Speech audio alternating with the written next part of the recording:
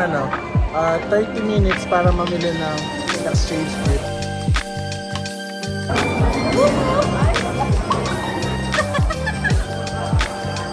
Tipid ako ng almost 20,000 pesos. I paid it in cash.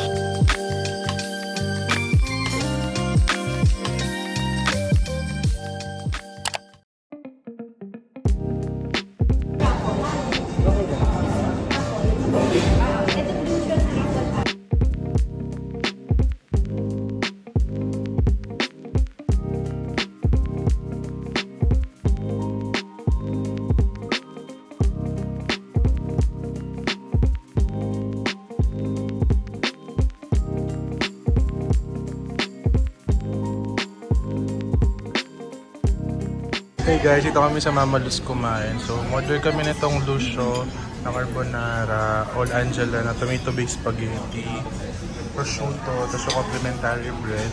Order din kami ng chicken and tiramisu. In-order namin guys ng garlic chicken and tiramisu. How was it? Cinnamon. Alam ng tao kung nasan tayo. Wala kang tiramisu.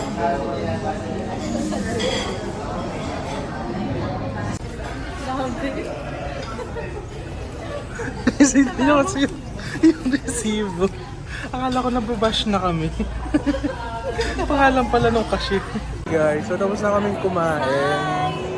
So ang gagawin namin is bibili na kami ng exchange gift namin. Mayroon lang kaming 30 minutes para mamili ng exchange gift. Tapos ito kami dun sa coffee shop.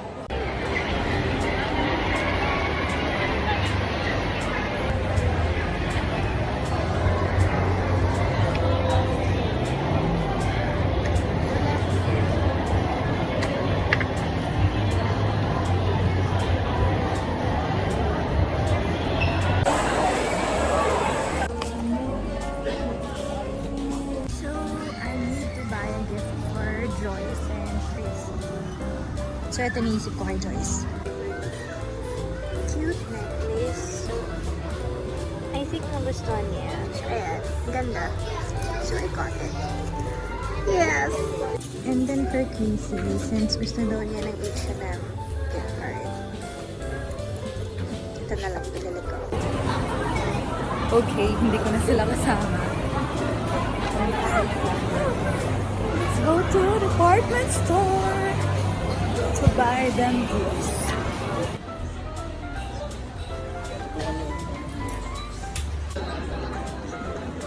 Nabili ko na si Kurs. Si Chrissy na lang. Okay, so hinintay na lang namin ngayon si Joyce. And ito yung goods na nabili ko. Yung kay Kurs nasa bag. Sobrang sobrang random lang ang pabibili namin ng exchange gift.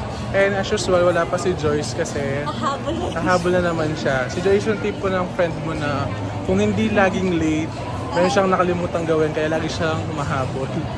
So dito kami ngayon sa Starbucks. Napag-order na kami ng drinks. So dito kami exchange gift. So nung umorder ako guys, nakakuha na naman ako ng long receipt. So mayroon akong libreng isang drink. 14 days to bago ma-expire. Siguro pang ko na to, 4th or 5th na resibo na mayroong free drink.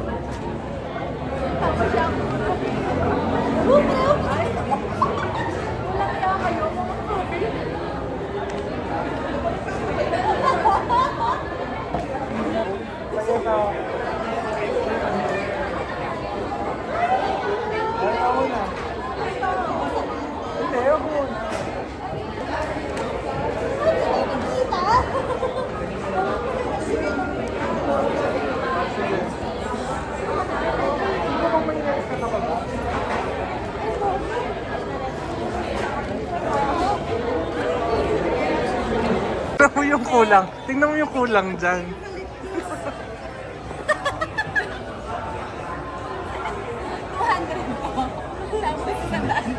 O hindi. Kasi ito yung bigay sa akin ni Kurs. Ito yung bigay ko kay Joyce.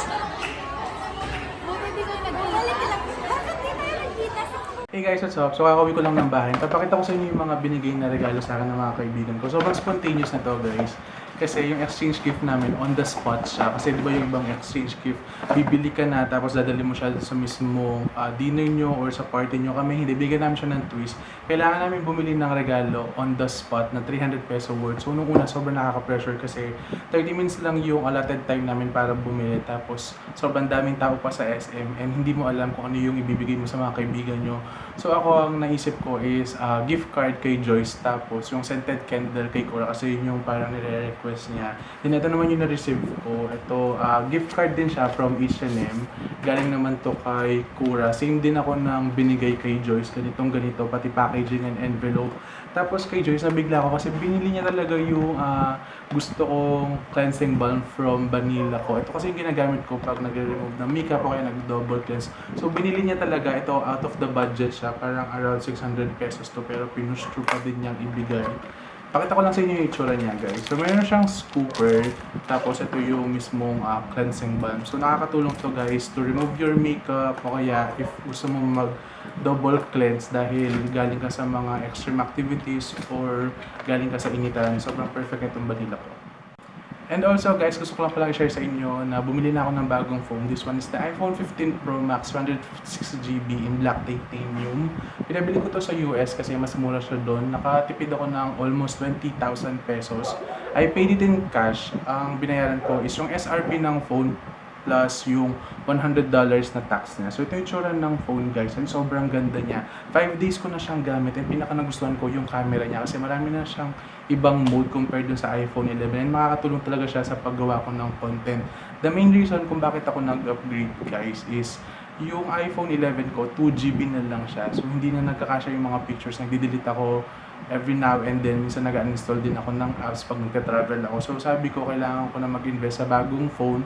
And first time ko mag-upgrade, guys, sa Pro Max. Kasi usually yung mga phone ko, yung mga basic ng iPhone. And sobrang amazed talaga ako sa Pro Max, guys. As in, sobrang sulit niya. Marami na ako nagawang content, nakapag-take na ako ng pictures. And yung pinaka-gusto ko sa kanya is malaki na yung screen niya compared dun sa iPhone 11. Yung phone ko is US variant siya. Wala na siyang card slot, so eSIM na. Ang naging problema ko is yung Globe, guys. Wala silang prepaid eSIM. Postpaid pa lang yung meron nila.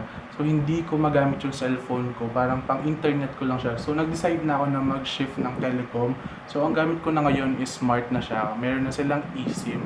Parang 99 pesos lang yun. Tapos, ang dami niyang freebies, guys. And, ang mahirap nga lang, guys, dahil nag-change ako ng phone, kailangan kong mag-update sa lahat ng social media ko, mga apps na connected yung phone ko, and lastly, yung mga bank details ko. If nangalawang isip kayo kung saan kayo bibili ng cellphone, guys, if meron naman kayong budget, bumili na kayo dito sa Pinas para meron siyang card slot at hindi kayo mahirapan mag-switch ng telecom.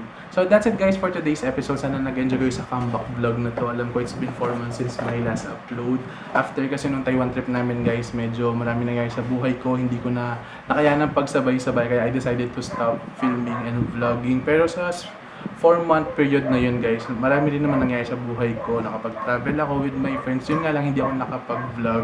Pero nakapag-upload naman ako sa ibang social media platforms ko. But this time, starting this December, I'll try my best na mag-come up either weekly vlog or monthly vlog para may upload ako. At the same time, yung mga moments na nangyayari sa buhay ko is nasi-share ko sa inyo at the same time, meron akong copy. So that's it, guys. See you on my next vlog. Bye-bye!